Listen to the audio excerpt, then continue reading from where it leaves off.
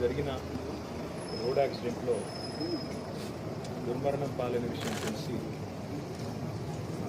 Party మొత్తం అదేవిధంగా ప్రజలు మొత్తం కూడా దిగ్భ్రాంతికి, తీవ్ర విస్మయానికి, తీవ్రమైన బాధకు కూడా అందరం కూడా లోనయ్యాం.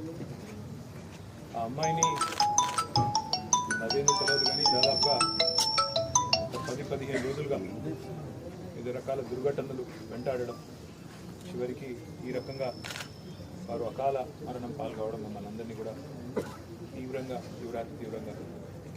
బాధ పెట్టిన సందర్భం. దురదృష్టవశాత్తు నేను ఆ రోజు విదేశాల్లో ఉండడం వల్ల రాలేకపోయాను. అమ్మాయి నిజంగా కూడా లాస్యనందిత గారు ఎలక్షన్ ప్రచారంలో కానీ అంతకుముందు గతంలో కార్పొరేటర్గా పనిచేసినప్పుడు కానీ అవార్డు కూడా ఉంది. నాకు చాలా సన్నిహితంగా ఒక చెల్లెల్లాగా దగ్గరగా పనిచేసిన మా సోదరి ఇవాళ మా మధ్యన లేదు అంటే అందరం కూడా బాధపడతాము.